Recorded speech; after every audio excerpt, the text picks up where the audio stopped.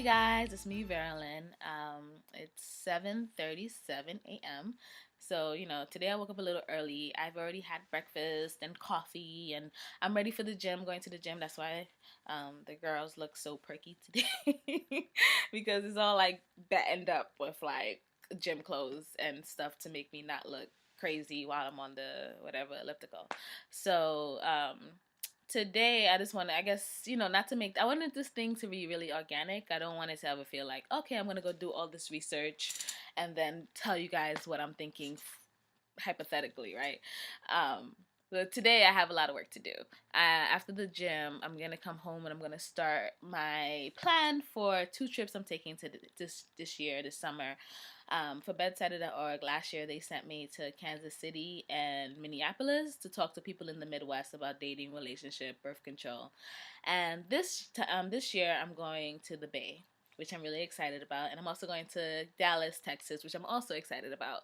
But the reason I'm especially excited about going to the Bay is because I'm going to be doing a lot of reporting in Oakland. And for me, Oakland is like the black mecca of activists, black activism. I was just watching Oprah's Next Chapter last night, and it was like Jane Fonda and her daughter were on. Her black daughter was on there, and she was talking about like who's her black daughter who's from Oakland. Um, was talking about like the Black Panther activism, and I was just like, yes, this is what I'm going to Oakland for, to kind of like talk to people that come from that history. And I've always been super interested in like just like the what on the surface could be considered like radical activism, but was really a community. I remember being in like, I think, a Puerto Rican history in America class or something like that. And I had this amazing professor. I took like three classes with her. She was really the one that um, opened my eyes to like even like Native American struggles. I think it was like women of color, matter of fact. Like it was like a woman of color, but she was Puerto Rican, so we spent a lot of time on Puerto Rican activism in New York City. Um, and so like we talked about like the Native American struggle, which I had no idea about at that time. And she went into like the Young Lords, and then within the Young Lords we talked about the Black Panther movement. And I just remember being shocked to see how much of a family the Black Panther movement was, and how like responsible they were for the community. Because like what I got from that point was that the Black Panther was this radical organization that wanted to like overthrow the government. And obviously that's not, that isn't what it is. So I'm excited about going to Oakland to talk to anybody there, but especially because it comes from this rich activist background.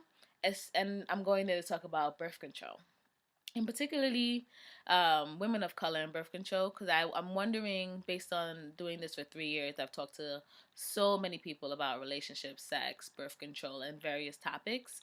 I'm wondering whether women of color, particularly black women, are less likely to be on birth control.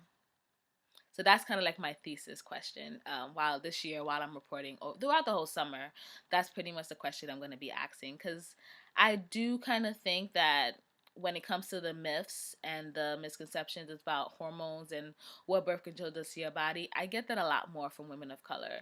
And to me, birth control, not being on birth control was never an option, right? So the first birth control I was ever on was orthotricycline, and when it didn't agree with me. I got like scratches on my body, and like my body, like it was like an allergic like high rise on my skin.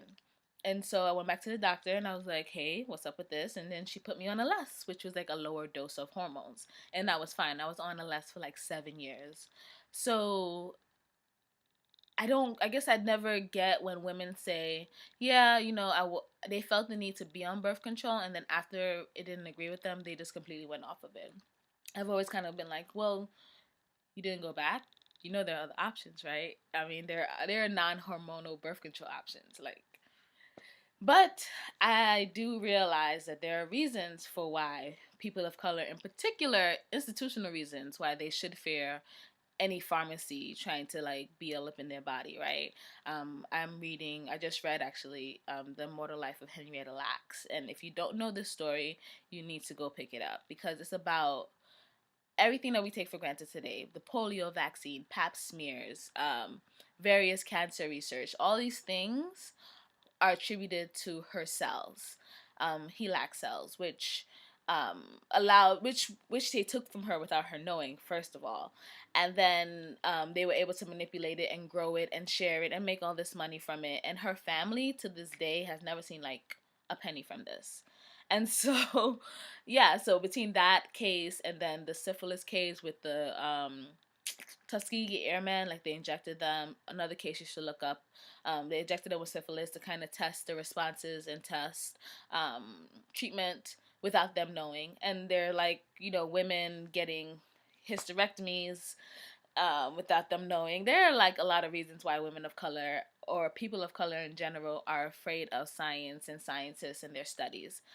That being said, and not I mean obviously I'm not the best person to talk to about baby wanting a baby, right? Maybe I'm not the I always kind of think having a baby or bringing a life into this world, in my opinion, my humble opinion, means you have to have access to take care of that child.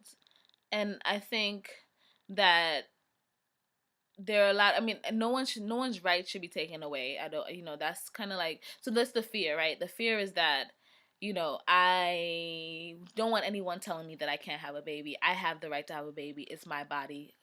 But I also say you have the right not to have a baby. And I think that that option, unfortunately, is never put out there enough. Like young girls that want to have sex, not this, I mean, maybe you should, maybe you shouldn't, but you don't have to have a baby. Sex does not mean that you have to have a baby. But unfortunately, because of religion, because of this fear of birth control, because of a lot of other things, um, girls think that, well, I'm gonna do this thing that's not, according to my religion, it's not right, but I can't like prevent bringing a life into the world. I don't know.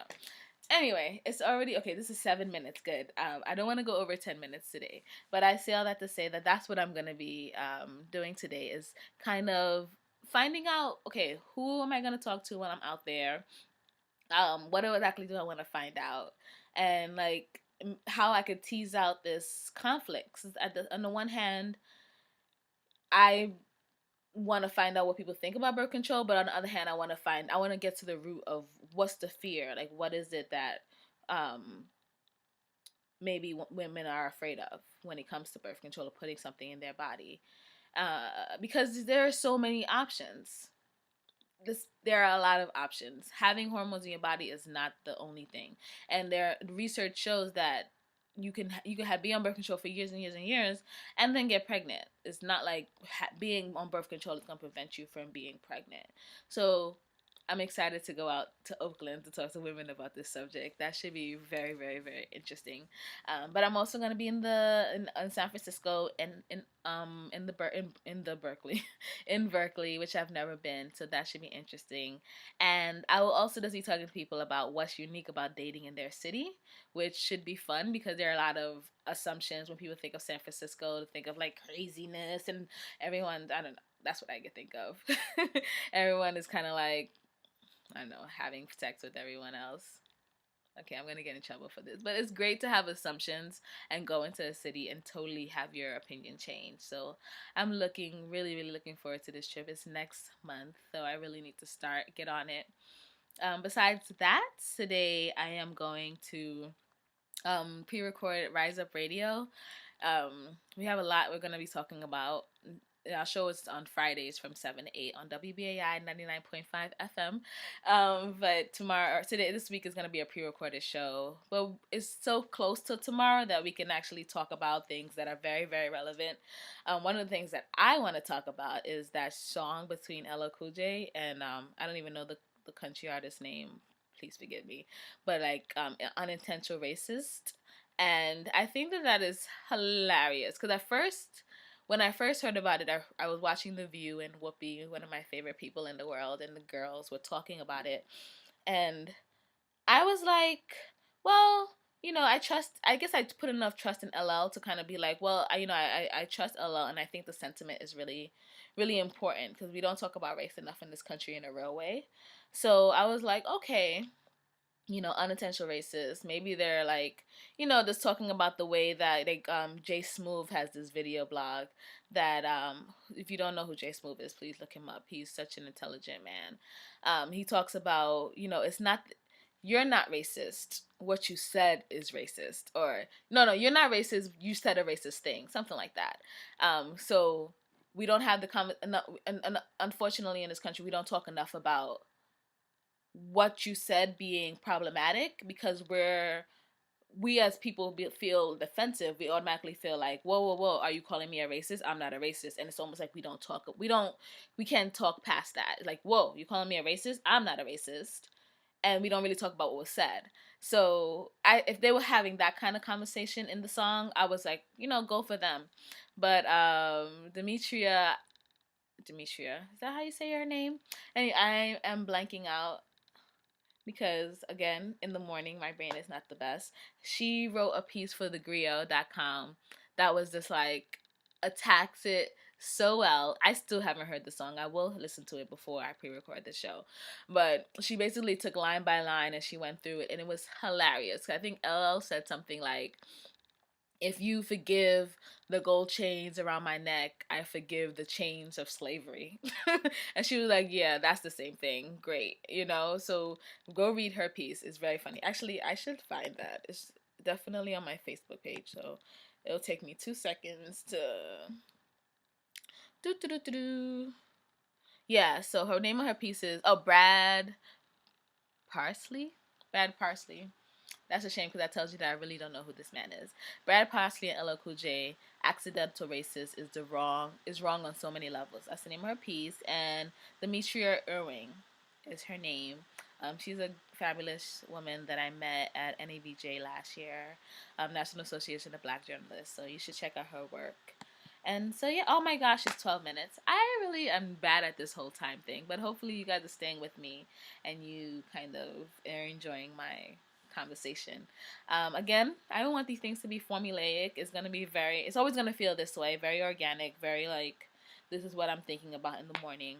Hopefully I can do it every morning. I was just talking to my neighbor and friend Inga, and she may be coming over tomorrow morning for breakfast. So maybe we'll do it together. I don't know. So yeah, so that's what I'm thinking about. What do you guys think about Black women and birth control? The whole babies thing, I know it's a touchy subject, and I never want to, I'm not telling people what to do with their bodies. Obviously, who the hell am I? But I think that is maybe something for us to kind of talk about, which is, we have the right to have sex, we have the right to have a baby, but we also have the right not to have a baby, right? And so that last piece is what I kind of want to, like, what do you guys think about that?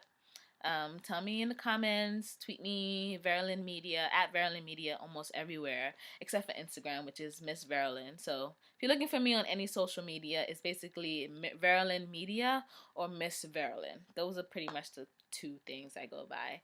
All right, until next time, peace out.